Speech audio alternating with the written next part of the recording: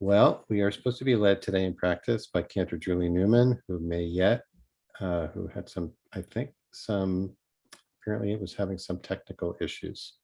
So until she arrives, here's what I propose we do. We're just going to go right into practice. This week, the Torah portion is Vayigash. It is, spoiler alert, it is as they say, the denouement, the climax of the story of Joseph and his brothers. It's the Torah portion in which Judah, the brother in the family who has promised the father, Jacob, to take responsibility for the youngest child in the family, Benjamin, promised to be a guarantor of his safety, steps forward and kind of breaks the barrier that is separating the brothers who have been traveling back and forth between Canaan and Egypt, and reaches the heart of Joseph in such a way that Joseph is unable to hold back from revealing his true self to them. He breaks down in tears, as Joseph is wont to do in various situations. And Joseph reveals himself to his brothers and asks, "Is my father well? Is he still alive?" And it leads to ultimately the unification of the family, reconciliation between the brothers, which of course is one of the themes of the book of Genesis, overcoming jealousies within families, rivalries, comparisons, parental favoritism, which will lead the following week into the final Torah portion of the book of Genesis and the death of Jacob in Egypt, and the prelude to the enslavement in Egypt coming, which lies ahead in the book of Exodus. But for this week, really the theme is, I would say, breaking through the barriers that are covering our heart and touching the place within us, which elicits tears. It's not really clear what those tears are of Joseph in the story. It doesn't really say exactly why he's crying. Are these tears of sadness? Are they tears of regret? Are they tears of joy? Are they all of the above? So I want to invite us today to sit with awareness of that which covers our hearts, that which protects our hearts, that which may block or obstruct our capacity to feel the deep feelings that are present within us. And if that's all we do today, that's fine. We're not looking for a huge breakthrough. But the title of the Torah portion, Vayigash, means he approached, he drew near. It's referring to Judah drawing near, kind of stepping over the boundary that separates him and his brothers from Joseph. And there were all sorts of traditional interpretations of his intent in stepping forward and stepping up into Joseph's face. Is it confrontational? Is he begging for forgiveness? Is it appeasement? Is it prayer? Is it all of the above? And I want to suggest that it doesn't really matter which interpretation we land on for that. The basic practice is, can we draw near to the truth of what is happening within us? So I want to suggest that as our intention for practice today, and invite you, wherever you are in this world, wherever you are in your room, to take a moment to adjust your posture and find a place in your seat. Just notice what your seat is like. If you're like me, you might say, like, I'd rather have a different seat. I don't love this seat. I should get X. But this is the seat where I am. And so I'm going to adjust myself, and I hope you will too, to find a position which your torso is upright. Maybe roll your shoulders back a little bit. Helpful to roll your neck, roll your head, and let your head float above your shoulders, and find a place of balance where your head is supported by the neck, by the spine, by your back, A place of balance that maybe minimizes the strain on the body. If it's possible for you to rest the soles of your feet on the floor, maybe spread your toes, root down into the floor, into this planet. Remember our connection in this year Shemitah. Not just our connection, but the reality is that we emerge from this planet, we return to this planet, we are of the planet.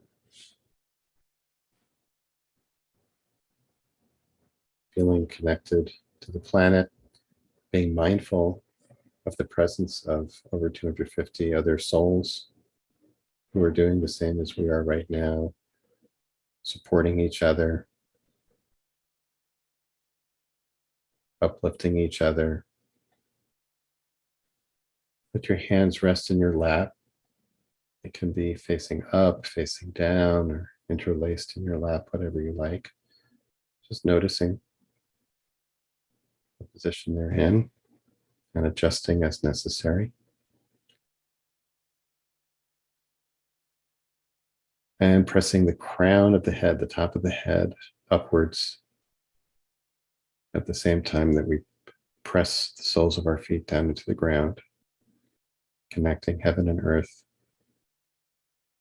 And remembering that we are conduits, we are gateways through which the divine, the sacred, conduits through which God can flow in this world through us.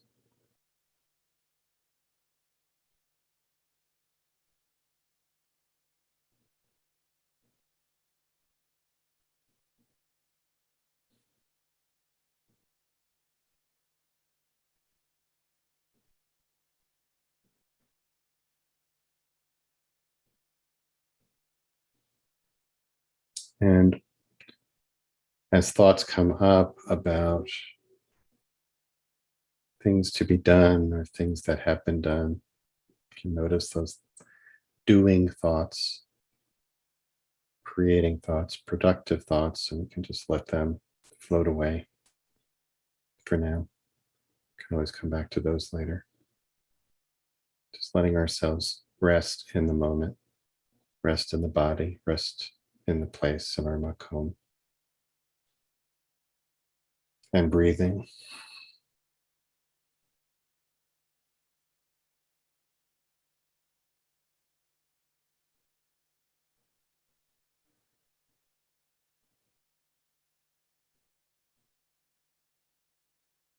Present. Here, you might whisper the word hineni. I'm here. My intention is to be right here, aware of aliveness right now. Nowhere to go or anything to do, just resting in this moment.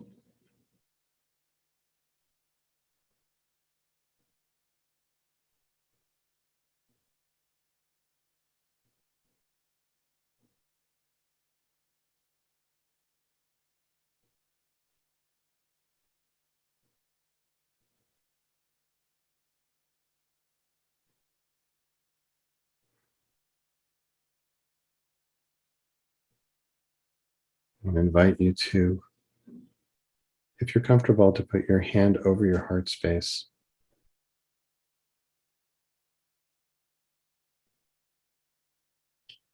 And see if you can identify the emotions, feelings that are present for you right now.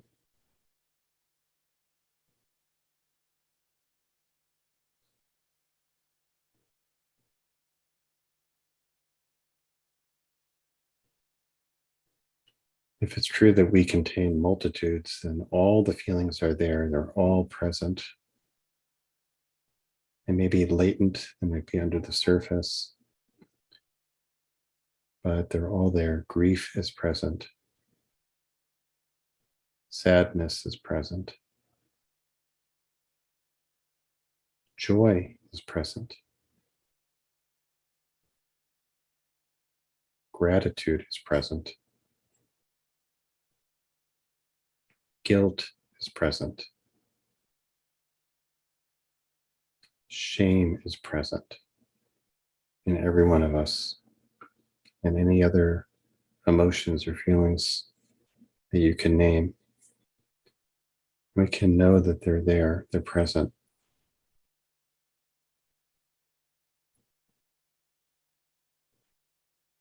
Some of them may be sealed off. And so, our practice for today, and we'll sit in silence for a good 10 minutes today, is to just approach those feelings in our bodies and as they manifest in our mind with a lot of curiosity, with a lot of compassion, as if we were approaching, like Judah, out of love, out of a yearning to connect deeply, to restore intimacy, to know.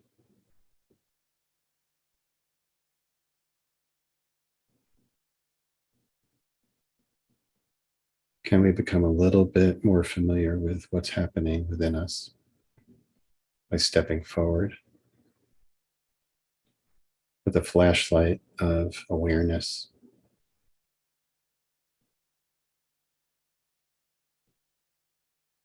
Can we touch our own hearts?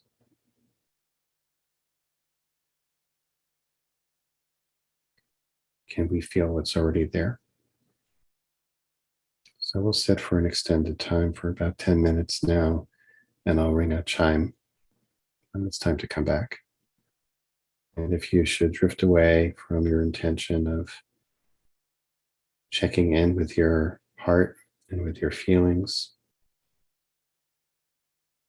as they manifest in your body, and so you don't try to notice where they live in you, the mind drifts away out of boredom, out of discomfort. You can gently wake up each time and come back faithfully to the practice, whether bringing awareness back to breathing or to sensations in the body or sounds in the room, anything that orients you to being present in this moment.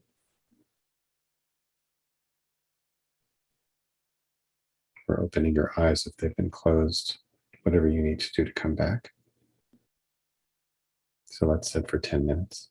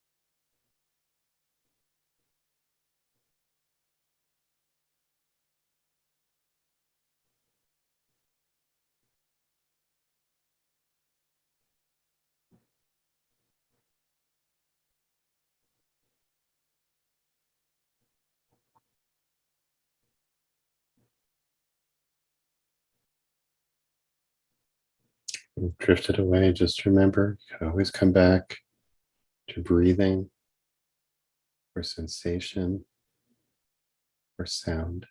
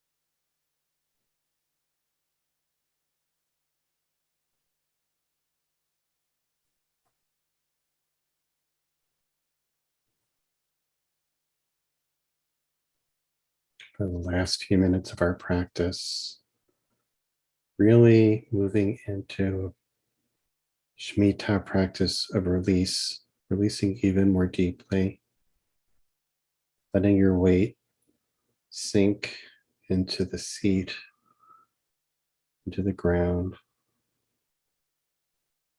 surrendering, maybe opening your hand, unfurling,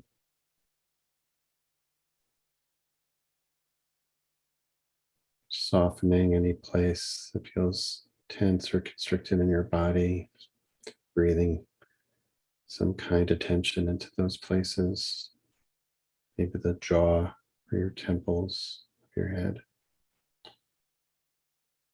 Releasing the jaw,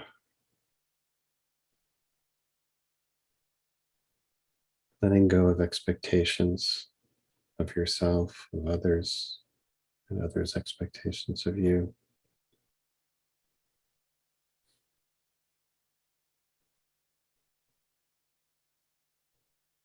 Letting yourself and everyone be enough as they are right now.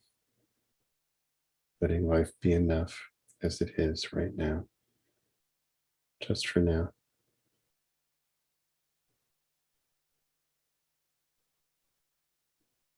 letting down the guard, letting down the pretenses, coming even a little bit closer, like Judah, to the truth of how you really feel, what's really happening.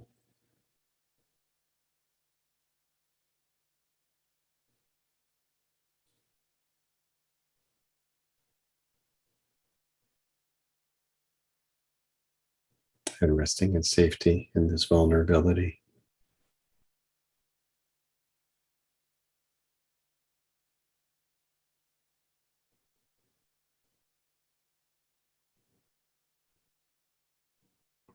And giving yourself a minute now to gently, gently come back, and if your eyes have been closed, to allow them to begin to open. If your gaze has been soft, you can bring it back into focus. Come back to this group. Acknowledge each other. Thank each other for showing up for each other.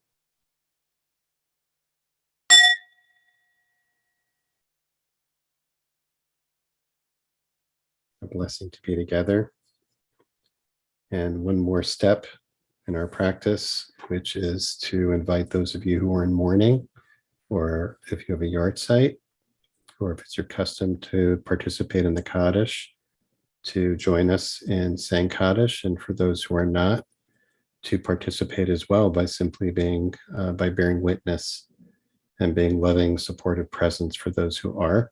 And you can put the name or names of those you are honoring today or holding in your heart today in the chat box. And I invite those of you who are reciting Kaddish to join me by rising in body or in spirit to recite Kaddish together.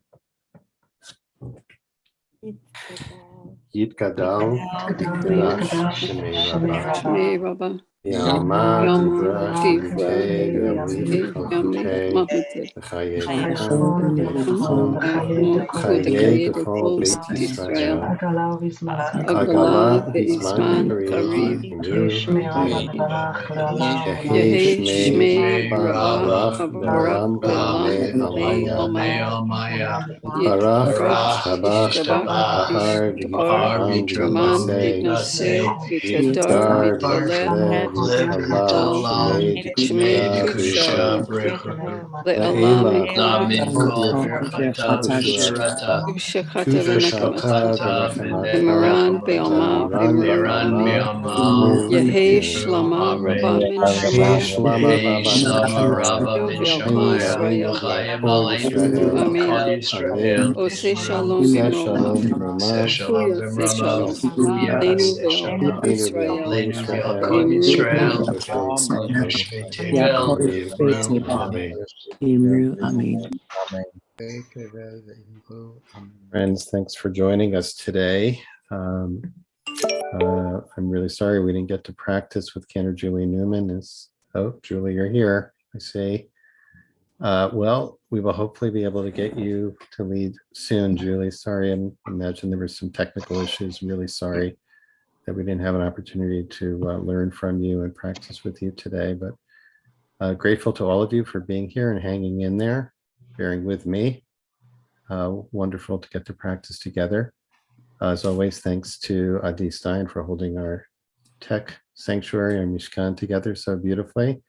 Thanks to Kamara Elaine Altman Corbin, who sponsored our practice today, in loving memory of your husband, Stefan Kamara, on the occasion of that's the second yard site, and may his memory always be a blessing for you in your life and in the lives of all those whose lives he touched in this world. Happy to stay on for a few minutes. If people have questions, comments, or just reflections on or like to extend the sit a little bit. If you don't want to ask questions, you don't want to comment, you can just stay with us and use this opportunity to continue to practice together. And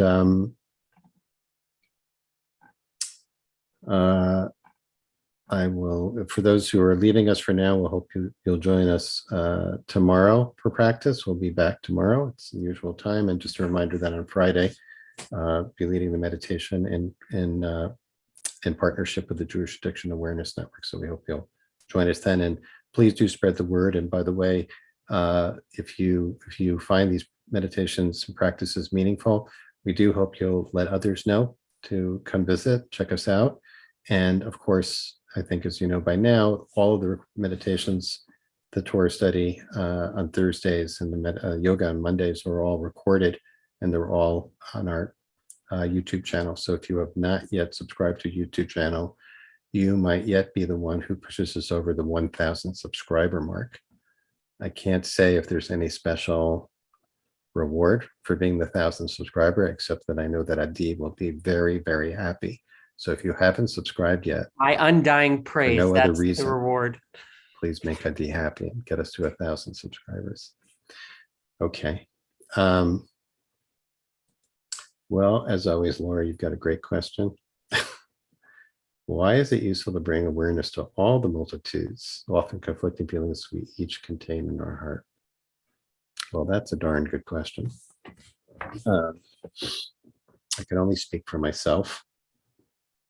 I know, I guess, that was something that sort of just came to me in the moment, was the awareness of, sometimes I think, okay, what am I feeling now? And I also, as you probably know, those who come on a little bit early always invite folks to do a feelings check, see what feelings or emotions are present for you right now. But what I don't realize in that moment is that they're all of them are there. That's what occurred to me in that moment, was that they're all there. It's just that I'm not necessarily cognizant or aware of them or feeling them actively in any moment. But I always, it strikes me to think, wow, I always have tears of joy in me. I always have tears of grief in me. And all of them need to be honored, not to, I don't know, beat a dead horse is not the right phrase I'm looking for here, but not to go to the well too often with our friend Rumi and his poem, The Guest House. But if I want to take seriously the idea that I want to honor and welcome each guest that's present within me, then that includes, of course, those which I might experience or describe as less desirable or less pleasant, like shame or guilt or pain or grief or sadness. But in some ways, by honoring them, I suppose I am making it possible for them to move through in the way that they need to. And if I deny them, avoid them, repress them, or I'm unaware of them, then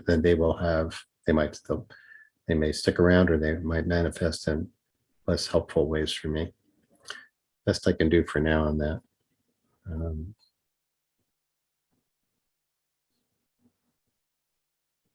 Thank you for your kind words, folks. Much appreciated. Oh, Cheryl, thank you. Cheryl Sylvester wrote, I heard the words of Jerry Rafferty, whatever's written in your heart, that's all that matters. You'll find a way to say it all someday. I did not know that. That's wonderful. Okay, Aaron, can you expound a bit on the go-between role of Judah and how that touched the heart of Joseph and convinced him to come clean with his true identity? Okay. Yeah, it's just such a, I don't know. I mean, I jokingly said in another context yesterday that, if you ran the highlights of Torah or the Bible, this scene between Judah and Joseph would definitely be in the highlight scene of the Bible, in the highlight reel. It's just so powerful and so such a turning point, really, in the story. And after reading about so many stories of fractious families and sibling rivalry, and it's not that everything is neatly tied up in a bow by the end of Genesis by any means, but something that cracks through the distance, that touches the heart. And I guess what I was playing with a little bit today was that the idea of both Judah and Joseph as characters representing something within ourselves, that there's a part of ourselves that's able to approach and break through the defenses, the barriers, the resistance, and free up the energy that is present underneath, which, as we frequently say on this daily sit, we work with the hypothesis that the deepest level of reality is love and connection. And that if that's the case, then perhaps that's what's revealed in the tears of Joseph, who has been, however you want to interpret his distance, has been keeping his distance either strategically or defensively or out of shock, but has not been willing to reveal himself or acknowledge connection with these brothers who come to see him, and who they estrange themselves from by throwing him in the pit, selling him into slavery. So there's a chasm, distance, and the role. So Judah, whatever Judah represents, is represented in this idea of coming forward, and whatever is in the toolbox to either break through or just maybe better to dissolve the barrier, to melt it away, so that what's true under the surface is revealed, that they are brothers, that they're one, that they're united. And there's, we don't have time to get into the details, but there are many points in the story, and especially not this week, but next week, where there's imagery of the 12 brothers representing an underlying oneness, a unity, a wholeness. They're all sons of the same father, if not the same mother. And so there is this profound connection that is both, that is essential and that is true, and yet is not so easy to acknowledge or be with also. So let's see.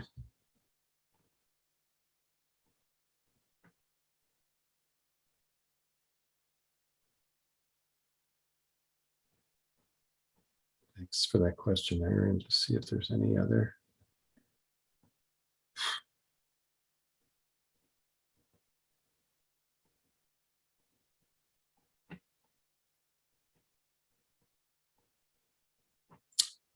Lori writes, I'm studying the Tanya and just got to the section about circumcising the heart. Is what we practice today a way of doing this, removing whatever covers our access to the full spectrum of being feelings? Yes, that's exactly. In fact, that phrase, circumcising the heart, which really just means receive, which recurs in biblical language of moving, of peeling the onion to get to the heart of the matter and reveal the tenderness of the heart, which evokes tears. And I'll say frankly, I am not like Joseph. It doesn't come easily for me at all. For some, and I envy those for whom the tears flow much more freely, whatever the source of the tears, joy or sadness or anything in between. Yeah, removing the covers, having access to the full spectrum of feelings. Now I got to look for that Dylan song. Yeah, the question about whether there is actually forgiveness by Joseph.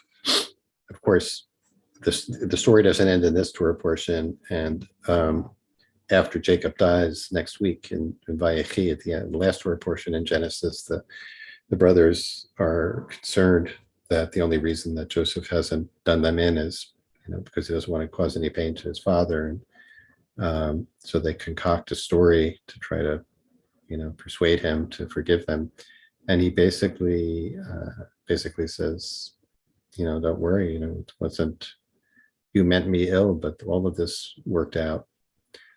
It's a forgiveness. He doesn't say I forgive you. Is it? What's the nature of that reconciliation at the end? It's beautifully ambiguous, as the Torah's want. We have the ambiguity and not knowing, which invites us to engage and be involved in the text in some way. So thanks, Cheryl, for mentioning the Stephen Mitchell book about Joseph and the Way of Forgiveness. Okay, so let's end here. Again, thank you so much for engaging in the practice together. Thanks for your extraordinary devotion. And Julie, I don't know if you're still here, but if you are, let us talk and let's get you on the schedule. I'm really sorry we didn't get to practice with you today, but glad to have the opportunity to be with you. So we'll see you all tomorrow, everyone. I hope. Many blessings.